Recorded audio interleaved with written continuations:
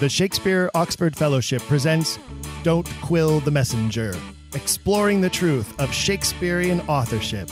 I'm your host, Steven Sabel. Let's go ask some questions.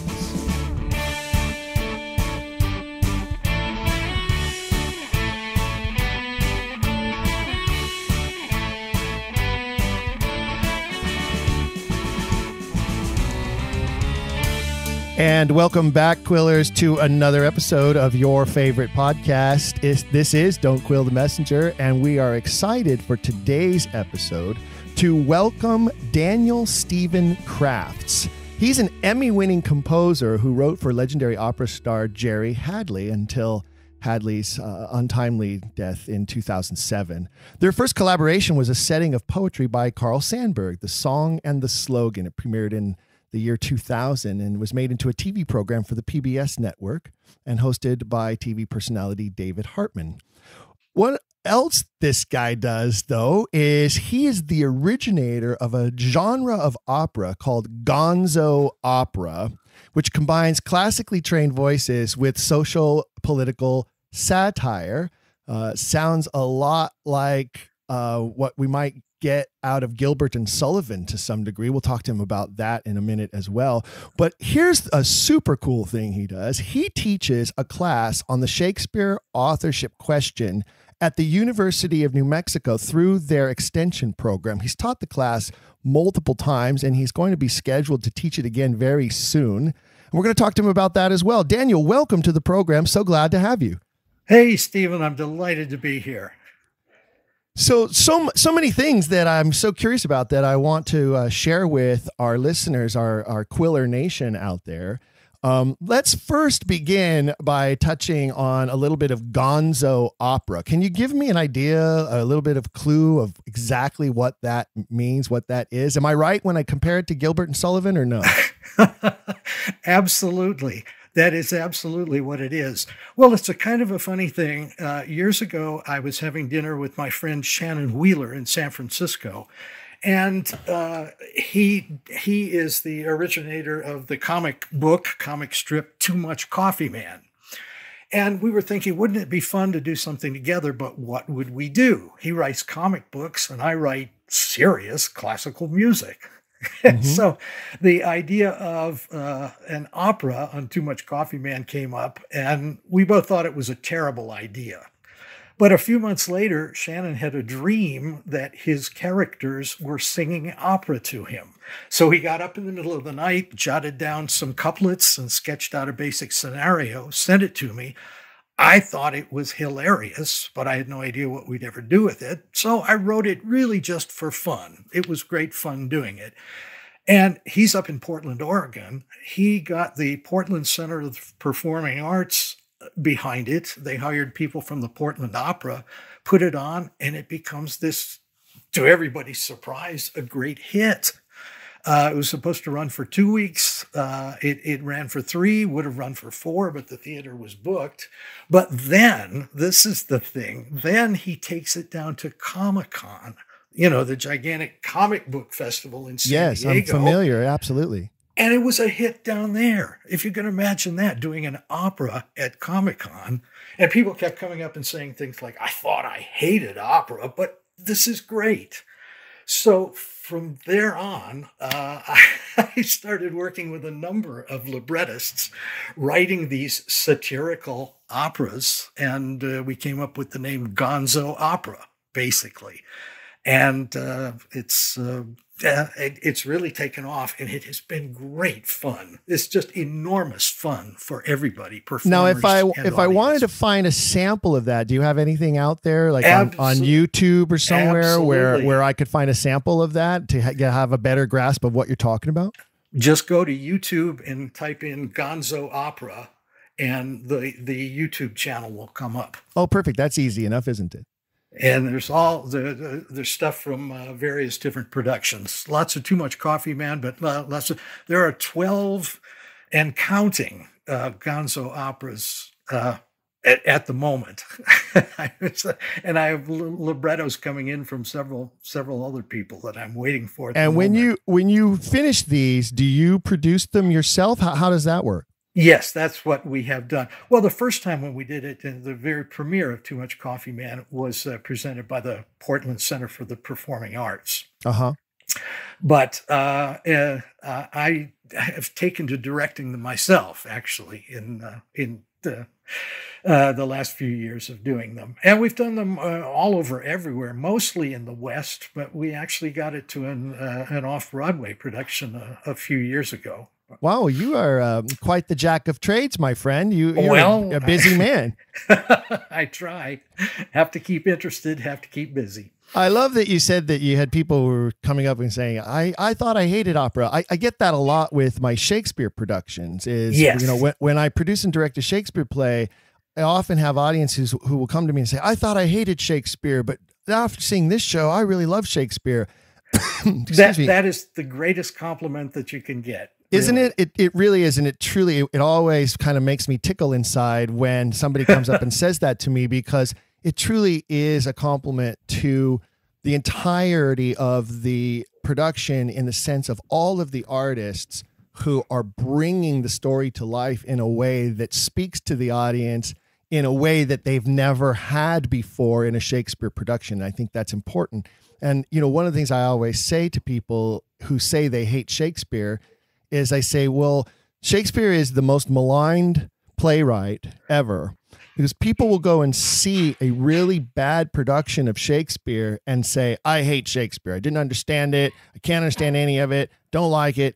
All that language, all these weird characters, forget it. I'm never going again. And they blame the writer instead of the quality of the production. Nobody goes to a Neil Simon play and sees a really bad production of Neil Simon and blame it on Neil Simon and go, oh, I hate Neil Simon. I'm never going to go see another Neil Simon comedy. You know, so it's not fair. Shakespeare gets a bad rap because of bad performances of his work.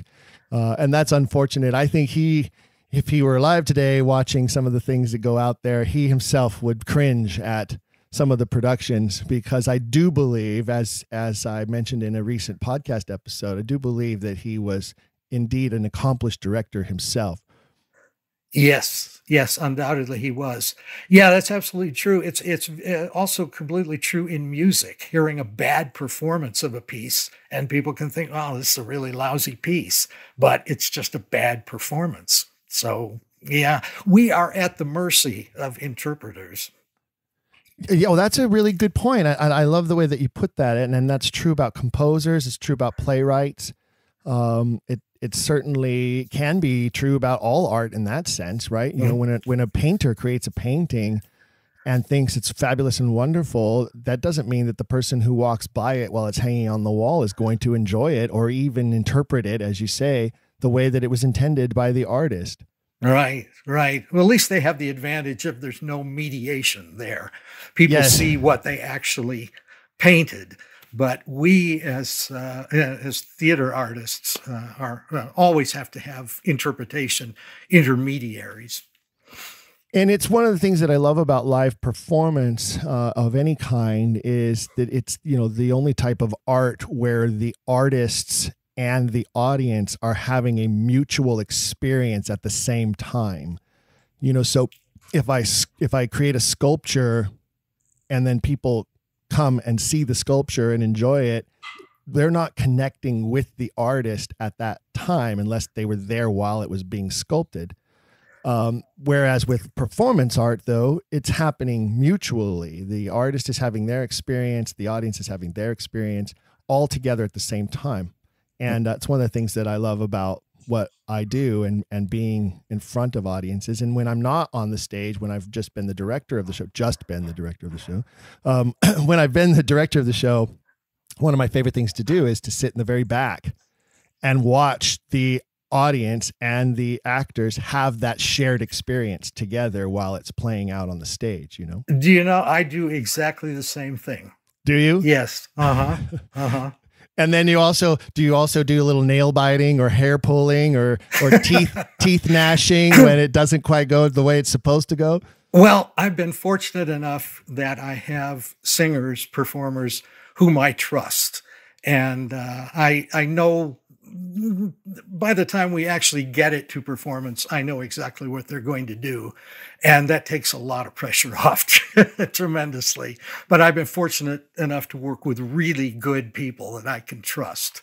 So I can pretty much relax usually. That's super important, and truthfully on a lot of levels, and it's one of the reasons why you see so often throughout film history of directors and actors who work together again and again and again. Right. I like to work with the same artists over and over again when I can, especially not only because you have that familiarity and that trust, as you say, but you also, I find that you start to speak the same artistic language. Yes. And so you develop a shorthand between each other that makes the process faster, cleaner, and more efficient. Yes. Yes, I like to begin with letting the singers, in my case, show me how they want to interpret the roles. And I know what they choose to do is something that they know they can do really well. And usually that works out really well as a collective process. Mm-hmm. Unless somebody goes too far in some direction, you can pull them back. And if they need more ideas, I usually have ideas for them. But it's better. It's so much better. I'm sure you've found this too. It's so much better when it's a collective process. Yes, absolutely. And the best thing any director could ever want is to have to pull somebody back. I always tell performers it's so much easier to say, okay, we've gone too far, let's take it down a notch or let's pull it back a bit, than it is to have to keep pushing them to give you what you need or give you what you want. Absolutely. Absolutely. Fortunately, I've never had that problem with these crazy comedies. It's usually just things getting out of hand a little bit too much. Well, opera singers are over the top just by nature, aren't they? Absolutely. Absolutely. In the best possible way. Let's shift gears a little bit now. I'd like to talk about this class that you teach at the University of New Mexico. How long have you been doing that? Oh, for about 4 years now, I guess. Okay, and I want to say you told me that you've taught it about 3 or 4 times now. Is that about right? Is that accurate? Yes. And about how many students attend each time? Oh, I usually have anywhere from a dozen to 2 dozen. Oh, okay. So pretty decent size class size. Yeah, usually. And it's interesting. One of the things I do is that I look, the first time I taught it, I got about halfway through thinking that I'm presenting this problem to them for the first time. And it turned out most all of them were at least marginally familiar with the authorship question and just wanted to have more information. So I've taken to at the beginning of the class saying how many people are familiar with this problem. And it's almost always, it is always the majority of people who are already familiar with it.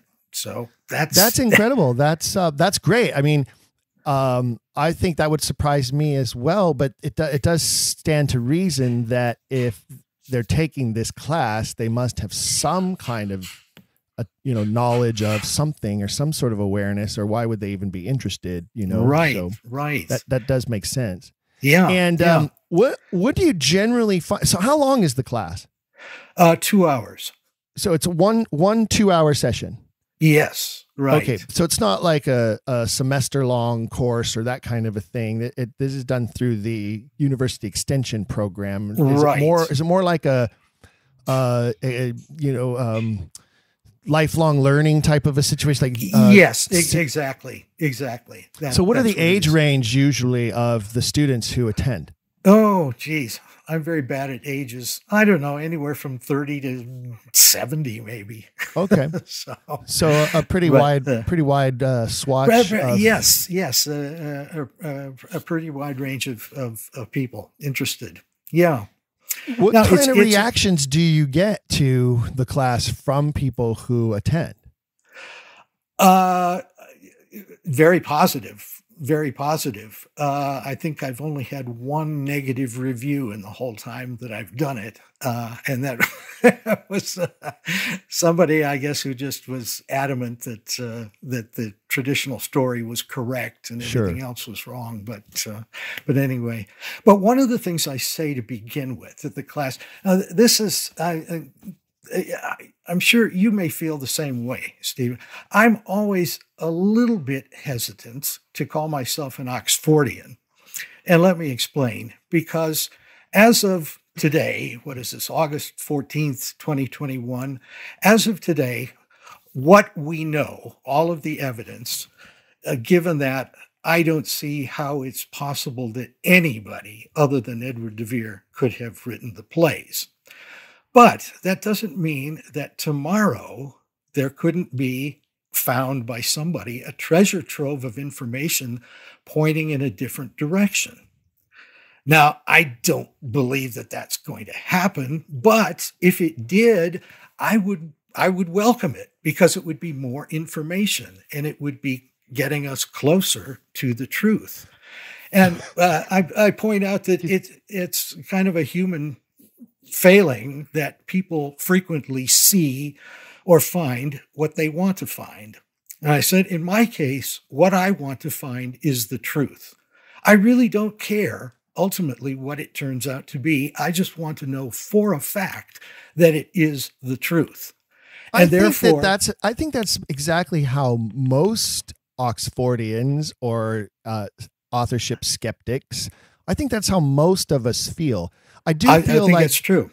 I do feel like, and that is also, I think, the position, well, not that I think, I know it is the position of the Shakespeare Oxford Fellowship, is that it's about finding the truth. It's about getting at the true facts. And I believe that most of the people in this movement are truly focused on that. And I agree with you. If a treasure trove of information popped up that said, P.S., we were all wrong all along, it's actually Francis Bacon, we would all embrace that and say, okay, well, here we go. Here's some proof now. And now we have to put those pieces of the puzzle together and figure out how this all happened.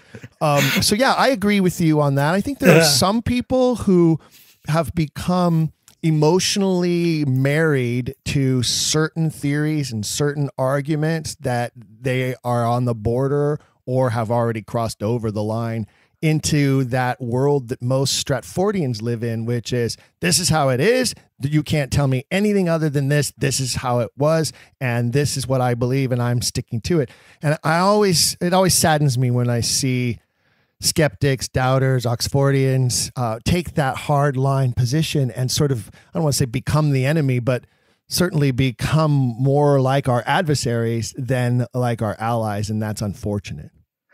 Yeah, absolutely. You really have to question everything. And anything that you consider beyond question, your mind is closed, and you may not be able to find out what the truth really is because of that mindset. And so the students who come into your class obviously come in knowing that that's what the class is going to be about, and that it's going to ask them to do critical thinking and to come in with an open mind and to ask these questions. So do you find... Yes, well, I want to make sure that they know that is my position, that I'm not saying this is the truth and, I have the keys to the castle, but that in fact, this is an inquiry. That's great. And as you'd well know, that's, the purpose for this podcast series and the theme of every episode is absolutely we're asking questions. I love your subtitle. Let's go ask some questions. Thank you. That's what it's all about. One of the things that I present at the beginning of the class, it's how I became aware of the authorship question. Sure. Years ago, there was a nationally syndicated newspaper columnist by the name of Sidney J. Harris. And apparently he had published a column doubting the authorship of the Stratford Man. And apparently he had gotten all sorts of hate mail from English professors. Go figure. Now, I say apparently because I never saw the original column that he wrote. What I found was the follow-up. And the follow-up, I'll read you just a little bit of it. He titles it Some Naughty Questions for Shakespeare Fans. And he says, in response to the many readers who wrote taking issue with my column on the identity of William Shakespeare, I'd like to propose the following game of 20 questions to see how many of them they can answer satisfactorily. I am convinced that none can be fully and frankly rebutted by any of the Shakespeare experts, quote unquote, those scholars and annotators and English professors who are blindly convinced that the semi-literate actor and greedy stage manager named William Shakespeare wrote the plays and poems that are erroneously attributed to him. And then he goes on with 20 questions, and the questions that I'm sure your listeners know very, very well. Things like, how did he get his knowledge of foreign countries, of foreign languages? Why are there no letters that he wrote? Why did not one contemporary historian mention Shakespeare? All of those sorts of things. And even today, we could probably add another half a dozen major questions at least. to them. Yeah, not to mention all the minor points as well. So now, and I hold this, I still have the column that I cut out many years ago. It's all yellowed and and withered. And the date on it is July 1974. So that goes back a long ways. And that I'm certain that that's probably somewhere in the record of references that I know has been compiled with regards to documents and people who have mentioned the authorship question. And a lot of people don't realize how long this debate has continued and how old this debate truly is. And that's one of the things that I commonly try to point out to people. And I wonder, when you are teaching your class, do you touch on the history of the authorship question, or do you just focus more on the question itself? Well, both. In the first half, I basically go into all the arguments about why the Stratford man just doesn't fit. Why it's a great story and everybody loves it. Hey, the kid from the sticks comes to the big city, makes out well, has great success. It's a wonderful story. It's just, it doesn't fit the facts. And so that's another thing that I point out. I say that the one thing that I know for absolute certain is this is a very, very complicated question. And what I'll try and do in the next 2 hours is simplify some of the problems that are encountered and some of the research that has been found, but don't expect simple answers, unfortunately. That's one of the problems on our side, is we don't have a simple narrative to present. But it's realistic because life isn't simple. Life is messy. Life is complicated. That's realism. That's very true. And I think so. I like that. I like your philosophy there. And my good friend John Shahan of the Shakespeare Authorship Coalition would agree. He would agree that the first thing we need to do is eliminate the Stratford man from the picture, so that once people have determined, okay, it definitely could not have been this guy, then that leads to the inquiry and the natural question of, well, if not him, then who? You know, who stole the cookies from the cookie jar? Not me. Then who? That's the second half of my class. Then I go into the alternate candidates and then start talking about Edward de Vere, basically, and all of the material. And one thing I point out that I'll say, and I bet I may be put on the hit list for this, but I've said that, the supposed Shakespeare experts are really not qualified to answer this question. And let me explain.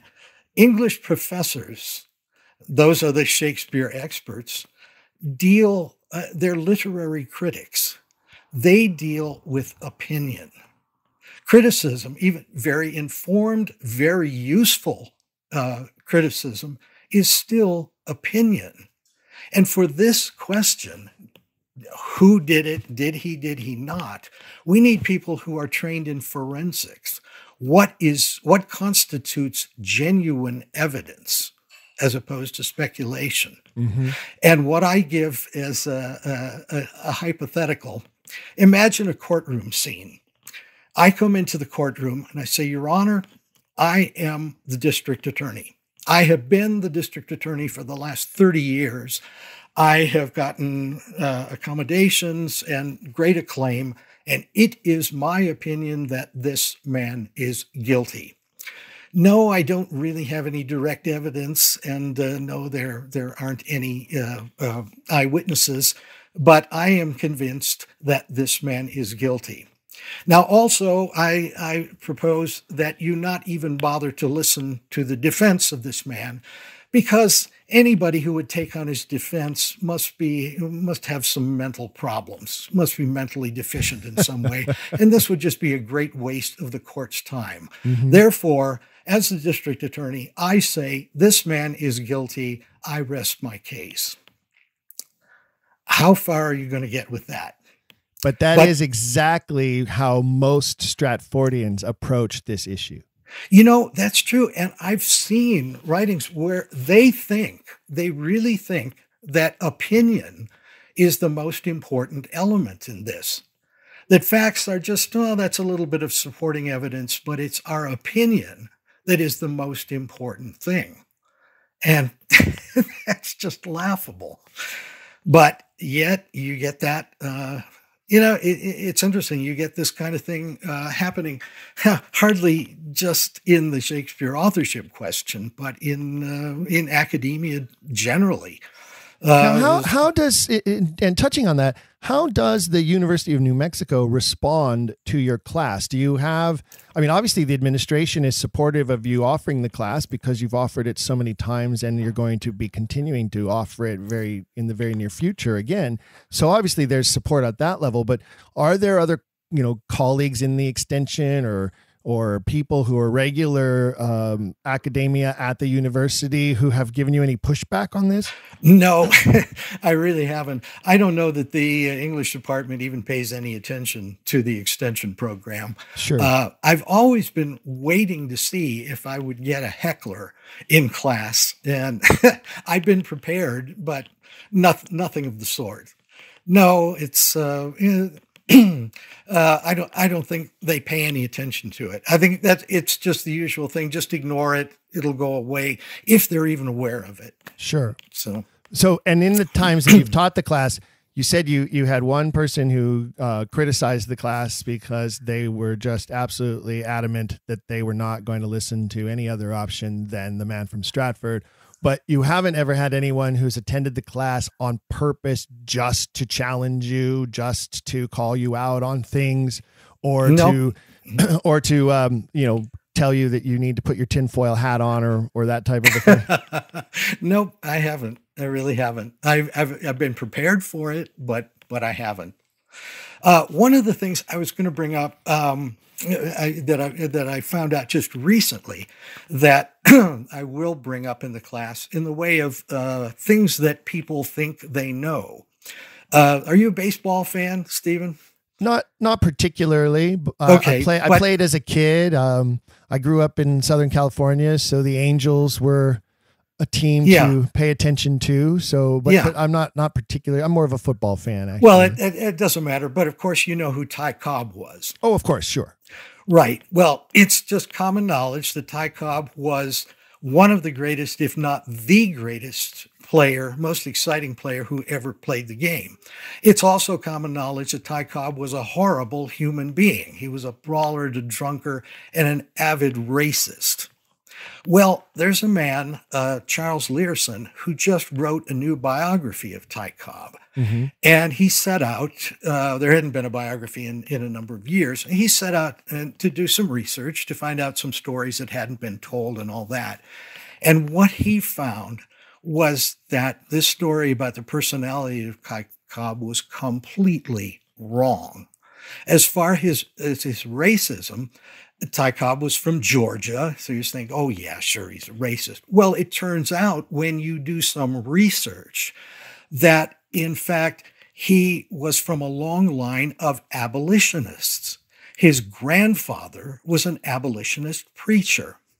And that late in life, when Ty Cobb finally did make a statement about integration of the major leagues, what he said was, and I'm paraphrasing, he said, the Negro has every right to play in the major leagues and should be afforded the same respect as any other player.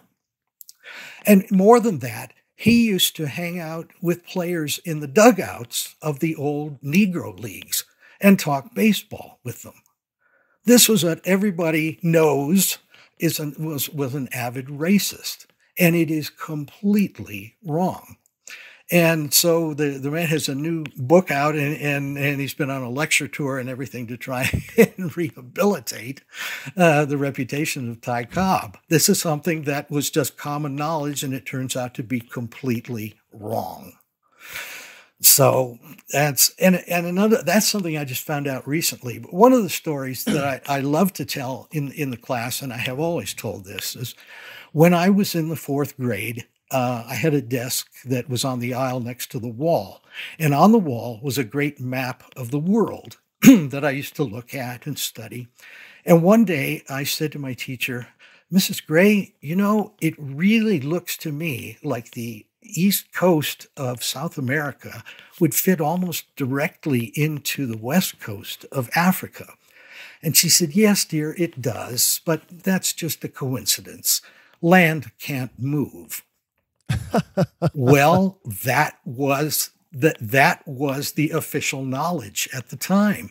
The theory of continental drift and plate tectonics was developed in the 1920s, and it wasn't until into the late 60s that the evidence became overwhelming, and finally, kicking and screaming, official academia had to accept that as the correct theory. So I feel that we, with the authorship question, are in exactly that position. I agree, and I use it. I love that analogy, and the one the one that I always like to use is when you talk about when you talk about our knowledge of the universe. And one of the reasons why I like to use that example is because it was all happening during the time that these works were being written. This transference of thought from this geocentric belief system to the accurate heliocentric belief system. And yes. It was all going on right at the time that the author was writing these plays. And I believe that you can find some hints about the dating of the plays based on the writer's knowledge of that astronomical change, if I could use that as a phrase. Yes. The writer's knowledge of astronomy changes, and you can see it in the works, and you can tell works where he still has characters talking from a geocentric perspective, and then you can tell works later on where he has characters talking from a heliocentric perspective of what's going on in the solar system. And so I love that analogy about the tectonic plate shift. And I also used the one about, we thought that we were the center of everything for so long. And we have Stratfordians who believe that the Stratford man is the center of everything. But P.S., he that's wrong. He's just a planet, and he's not the correct planet. And our Star of England is the true sun of, see what I did there? Yes, indeed. Well, that's it. And if when the experts are telling you you're crazy, this makes no sense, you have to present evidence to challenge the ongoing opinion. But I love the comment from Carl Sagan that extraordinary claims require extraordinary evidence. Now, to me, the claim that a man from a backwater town in rural England, from an illiterate family background, with no record of any formal education whatsoever, comes to London and immediately starts writing not only the greatest plays in the English language, but plays that are a virtual compendium of knowledge in all fields in the Elizabethan time, including intimate customs of the aristocracy, 3, 4, 5 foreign language, and does so leaving no paper trail whatsoever. That is the extraordinary claim. That's what requires extraordinary evidence. Another one that I always bring up, and this gets forgotten a lot, and there's a recent episode that I have done with Bonner Miller Cutting about specifically focused mainly on Venus and Adonis. And that's another thing that isn't brought out enough, and that is that this writer's name first appears in print on that piece of work. He comes on the scene not as a playwright, he comes on the scene as a poet, and he comes on the scene with an epic poem that in its time was, nearly soft porn, and it flies off the shelves for like 9 consecutive printings before we start getting all these plays. A year after Venus and Adonis hits, Rape of Lucrece follows it up. It's like, my debut album wasn't good enough. I need to come out with my second album, Rape of Lucrece, and it's a smash hit. Gold records flying off the shelves. And both of them are dedicated to this nobleman, this earl, in this flowery way. And I just can't imagine that there's any good answer for how that is possible from this country bumpkin. Yeah.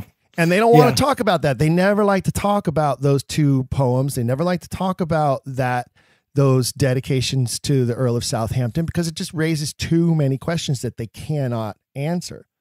Well, if you don't see that as one nobleman talking to another, then you really don't understand the language of the period. Exactly right. And you certainly don't understand the politics of the day. And that part of it, I think, is more crucial than anything. And, when you look at some of the plays and the talk that happens among characters so often about reputation and honor. And I think in today's society, we have a different outlook. I don't think we can truly comprehend what those things meant during the Elizabethan era and later Jacobean era, when it came to the politics of court and the politics of nations. And, we're, especially here as Americans in this big giant continent, in this big, huge country, I don't think we even understand the interworkings of Europe at the time. Yes. And how crucially important all of that plays in. If you're in California, you can drive 450 miles and you're still in California. If you're in Europe, you could go through 5 countries by that point. Yeah, right. No, it's true. You can't apply contemporary attitudes to the Elizabethan era. It just doesn't work. And as you say, imagine the idea of a country bumpkin coming to London and telling the aristocracy what the meaning of honor is. Are you kidding me? Yeah. I mean, let me put it to you this way, aristocracy. Here's what I believe. Here's what I know. And you're all going to listen and never, ever chide me once for anything that I write. Yeah, listen to me. I can tell you what honor is. Yes. Oh, that would have gone down. Speaking of chiding, I did, in a recent episode of the podcast, I did mention you because you had written to me before about some topics in the past. And it's one of the reasons why I asked you to come be a guest on this episode today. But I want to talk to you about this idea that you have been bouncing around that I did mention on the podcast a few episodes ago. Yes, thank you. About compiling a laundry list, as it were, of all of the ad hominem and critical attack responses that Stratfordians have fired away at us Oxfordians or authorship skeptics as sort of another layer of evidence of how virulent they are opposed to any inquiry into this. Well, it's there's an old lawyer's dictum that in trying a case, if the facts are with you, argue the facts. If the law is with you, argue the law. If neither the facts or the law are with you, attack the other side. And that's what they do. They can't argue the facts, so they just attack the other side. Well, actually, I got this idea for putting together a collection like that from one of your podcasts, Stephen. You were talking with someone, I forget who it was, the guest, and you were talking about attacks that you had both gotten. And you actually mentioned sometime that you were talking with some Stratfordian who got so heated about it that you actually had some apprehension of physical violence. Oh yeah, that's true. And it's one of those moments where you go, okay, I'm going to back off of this topic because this person is so angry and so impassioned by what I am challenging here that I need to just let it go because it's really disturbing them internally, and you could see it happening. Yeah. And we have had a couple of different episodes that have touched on that. I know one particularly, I had a great episode and conversation with Professor Roger Strittmatter about the types of attacks that I know that he has received. And then I know not too long ago, I did an episode with John Brooks, who's a religious studies teacher who has his own podcast, by the way, that I mentioned at that time as well. Hard to Believe is what it's called. I think that was the one. That. And we were talking about how it's almost like a religion with people, and you're challenging their faith system, and and that's what brings out that kind of angry response. Yeah. Well, now of course my profession is as a musician. Any classically trained musician will know of Nicholas Slanimsky's book, The Lexicon of Musical Invective. And what this is a collection of critical writings, critical reviews, absolutely trashing composers, beginning with Beethoven and going up to the middle of the 20th century when the book was written, where these critics just rip to shreds all the composers that we consider in the pantheon of the greats. And it's a fascinating read. Anybody who's not familiar with it should read it, or at least read part of it anyway. The greatest of the composers just absolutely ripped to shreds by critics.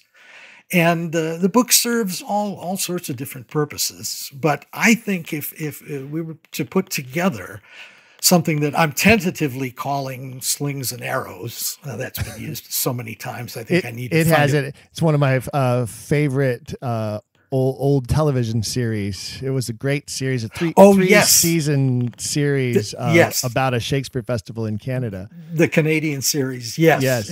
Absolutely. But well, I'm hoping that anybody who has been subjected to this kind of verbal abuse, if they have held on to it, and I hope they have, specifically, honestly, if he's listening, I really hope Roger Strittmatter will contact me, because I know he's suffered a lifetime career of abuse from the other side. I hope he will send me, and anybody else who's been subjected to verbal attacks will send me those attacks completely anonymously, of course. Completely anonymously as to sender, receiver, whatever. I have set up an email account for just that purpose. Okay. It's Slings and Arrows, all in words together. Slings and Arrows 21 at hotmail.com. Slings and Arrows 21 at hotmail.com. Yes, right. And if we have some records in our, and I have some, I'll be sending you some. Great. If we have some records in our possession of attacks upon us by Stratfordians, ad hominem attacks, criticisms, insults, you want to gather all of those together in one compendium volume, and which will make some great reading, by the way. I think so too. And it will be, in a way, it's turning their attacks back on them. Sure. As well as documenting just this phenomenon that I was talking about in the beginning, of people seeing what they want to see. And you mentioned an almost religious belief in something. I think it could be an important document, really. There's an entry in the Shakespeare Oxford Fellowship Who Wrote Shakespeare video contest from either last year or the year before. I believe it's Peter Dixon. I could have that wrong, but I believe it's him who did a great 3-minute video, and he plays both roles. He plays like himself as an Oxfordian asking the questions, and then he plays like a Stratfordian professor answering. That is my dear friend, Jonathan David Dixon. Jonathan David Dixon. Oh, sorry. Yes, okay. That is a great video. That is wonderful. If I can put in a plug, one of the questions that I frequently get asked, not so much in the class, but just from other people, is, what does it matter who wrote the plays? Sure. Which to me seems a ridiculous question. Jonathan has just done a brilliant video on that question.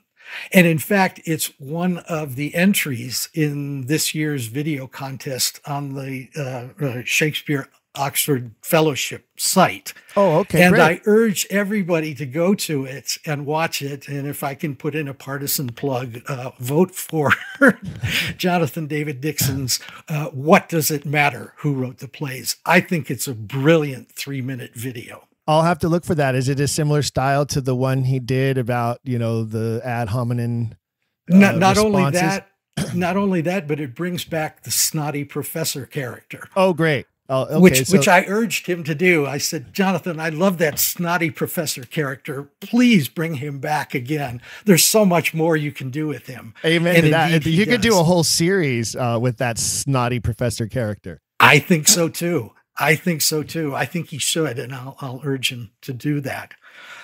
By the way, he's one of the librettists that I work with and the Gonzo Opera project. He's written a couple of librettos for me. He's a very, very talented writer and actor as well. So, well, what a small world. So that's so funny that our conversation made me recall his video, and go figure that you know him well, and so you know exactly what I'm talking about. And for the listeners, you can find all of the entries at the Shakespeare Oxford Fellowship website, or you can also go to their YouTube channel and find all of the entries from the previous years. And, obviously each year there's a winner, and, but the truth of the matter is so many of them are so good that, it's hard to judge a winner in many cases, which is why it's left up to the voting public to decide every year, which one's going to get the top prize. But so many of them are so good, and you really should go and view them. They're a lot of fun. It's great to know that there are so many people have so much interest in the topic that they're willing to spend the time producing a video for it. Absolutely. That in itself is tremendously encouraging. Well, he's very clever. That particular back and forth setting that he does with those videos is particularly clever. And I just recall, him saying the things that he has found in print that Stratfordians have said. And I believe many of the quotes that he uses in at least the first video from last year or the year before, I believe many of the quotes that he uses there came directly from people at the Shakespeare Birthplace Trust. Yes, they did. Yes. Those are some of the most vehement people. Yeah. Right. And they're the ones that are most fun to poke at. Yeah. So I think that your idea of collecting all of those statements, and they don't have to necessarily be. So there's another thing I would put out there to the listeners. If you have some of these that you're going to send to Daniel, they don't necessarily have to have been directed at you. If you have access, if you saw something in print, if you saw an attack, there are definitely articles and columns and editorials that have been printed in the past in newspapers, magazines, etc. Letters to the editor after a story has run. I know recently, last year or year before, Elizabeth Winkler put out a story in the Atlantic about could Shakespeare have actually been written by a woman, and got lambasted for putting that column in print. So if you, excuse me, if you have any of those, send them to Daniel. And again, Daniel, it's slingsandarrows21@hotmail.com. Is that correct? That's correct. Yes. Yeah. Slings and arrows, all in words and all together. Yes.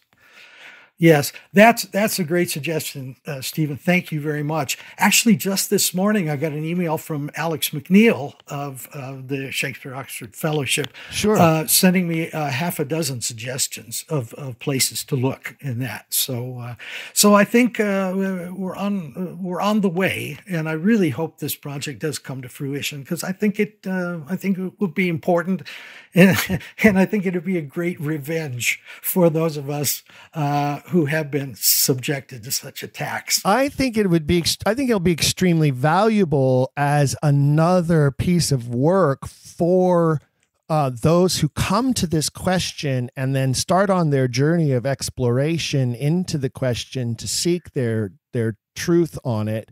I think having in one place what all the reactions have been just puts another dot on the exclamation point of why this needs to be asked, why these questions are valid, why this research needs to be done, and that it is not so cut and dry. And, you know, to use a Shakespeare quote, when you have that book all together, maybe the book needs to be called They Doth Protest Too Much or something along those lines, because that's what, you know, I feel like it's Gertrude. I feel like I want to be Gertrude and say, methinks the lady doth protest too much a little.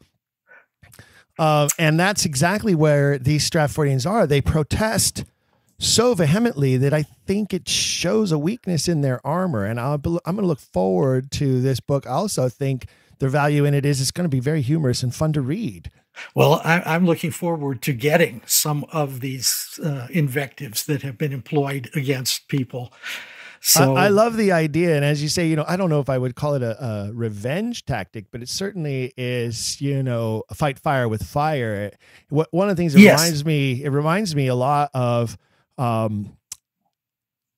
Beyond Reasonable Doubt, or Beyond a Doubt, the book that they came out with several years back, the Shakespeare Authorship Trust.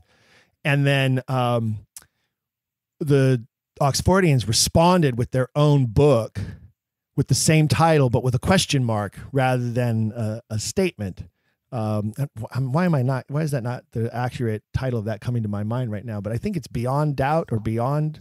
Yeah, I have it right here in front of me, Stephen. It's, well, the Stratfordians put out a book, Shakespeare Beyond Doubt. That's it, right? Shakespeare Beyond Doubt. Within months, our side put out the book with the same typeface and same layout, Shakespeare Without Doubt, big question mark. Right. And I quote from it quite a bit in the class. Oh, good. Especially the wonderful section by Alexander Waugh that I like, where he has a Stratfordian saying about Romeo and Juliet, there has never been a St. Peter's Church in Verona, right? And he said, well, we on the other side get together and roll up our sleeves and actually do some research, and we find that there are, in fact, 4 churches in Verona named St. Peter's.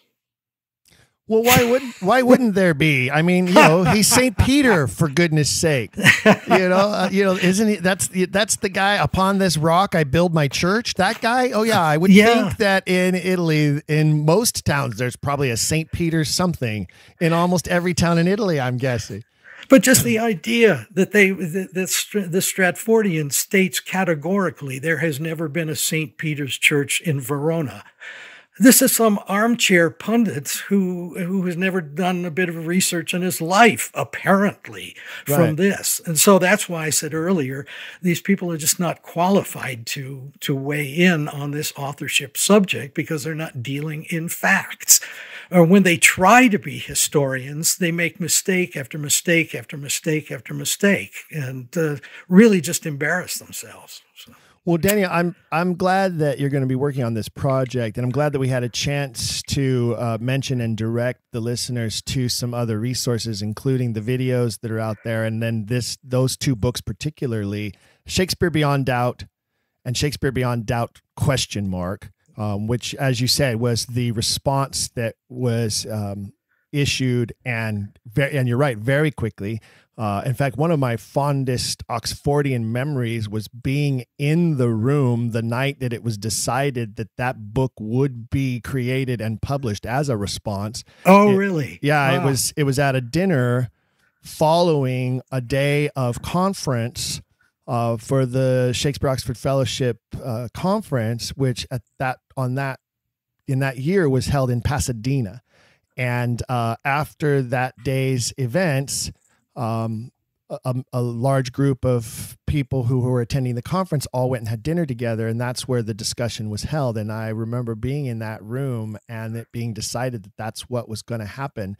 And then, like you say, within months, this magnificent piece of literature was produced, and it was definitely a finger in the eye to the establishment in a lot of ways. And I would love to see some more fingers in the eyes of the establishment. And I think that your project is definitely going to serve that purpose. So I want to encourage listeners who are tuning in to make sure, if you do have any access to these attacks or any print criticisms of Oxfordianism where they call us, oh man, what have they called us? Tin hat wearers, flat earthers, Holocaust the brigade deniers, of kooks and cranks. Right, Yeah. exactly. So it would be great to have all of that in print for everybody to have in one single volume to go, okay, here's their response. Here's their true response to all this research and all of these books that we've put out. Their responses are you're a bunch of wackos. Yeah. Well, that's what people will see. On one side, you have facts and evidence. On the other side, you have personal attacks. So what are you to make of that? It will be a very good resource. And, we're here in the Quiller Nation, we're very proud of the fact that we have listeners who have come to this topic in a variety of different ways and in a variety of different levels of knowledge or understanding of the topic. And as we always say over and over again, we encourage everyone to do their own research, to explore the topic in their own way through the books that they're interested in reading, through the websites they're interested in visiting, and come to their own belief. And it's like you say, that's one of the differences between us and them, as you started out early in this episode talking about that you don't say when you're teaching your class, I know the truth. You say, here's what the evidence is showing. Here's what people have found. We're all looking for the truth. And as you said very correctly, very astutely, if somebody found a treasure trove of information that proved something else, then that's what we would accept, and we would dive into that next. Yes, I think that's so important to emphasize that we are looking for the truth above all else. And so if some piece of evidence turns up that doesn't fit our theory, then we need to revise the theory and come up with one that does fit all of the information. And as I say, to me, I have yet to find any piece of information that would eliminate Edward de Vere. Everything seems to fit him perfectly. That's how it stands. If that changes in the future, so be it. But that's how it stands today. It just makes sense, and it just adds so much to the plays. As so many people have said, plug in Edward de Vere to the plays, and all of a sudden, so many things make sense. I know actors, particularly, I've heard many actors say, well, we like to go back to the source and get as much background information as possible. But when you do that with Shakespeare, well, the life of the man from Stratford tells you absolutely nothing about the plays. That's absolutely true. And I think that's where a lot of our listeners find themselves when they discover this podcast series and they become a fellow Quiller. They start to become more and more intrigued with the mysteries. And I think that that's one of the things that is going to serve us well in getting to the truth, is the fact that this is such a great mystery and there are so many mysterious levels to it. And I think everybody loves a good mystery. And one of the reasons why our listeners tune in to this podcast every 2 weeks is because they want to know where does the mystery lead now, and are we closer to solving any of these mysteries? What new piece of the puzzle have we found this week? Exactly. Or in many cases, because as I say, many of them are, just exploring this for the first time or newly interested in it.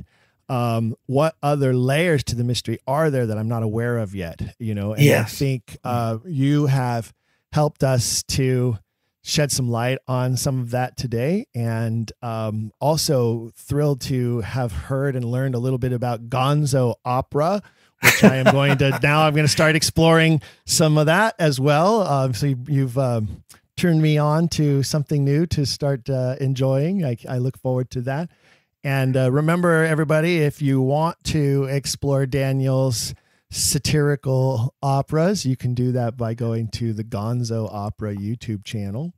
And if you are interested in contributing to his new endeavor, we'll remind you one more time that the email is slingsandarrows21@hotmail.com.